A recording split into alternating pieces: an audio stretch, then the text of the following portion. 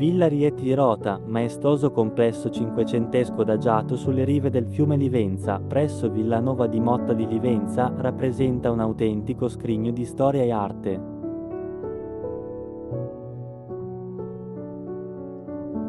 Edificata nel 1580 per volere del nobile veneziano Filippo Filippi, la villa è stata testimone muta di secoli di trasformazioni sociali e politiche, cambiando più volte proprietà nel corso dei secoli.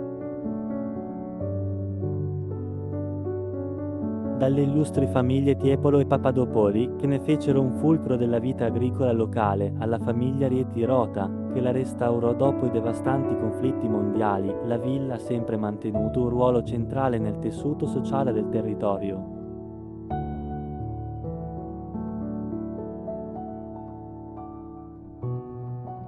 L'architettura di Villa Rieti Rota, con le sue linee eleganti e le decorazioni raffinate, è un esempio insigne del gusto rinascimentale veneziano. La villa, inserita nel catalogo generale dell'Istituto regionale per le ville venete, è un bene culturale di inestimabile valore non solo per l'aspetto architettonico, ma anche per la sua ricca storia e per il legame indissolubile con il territorio circostante.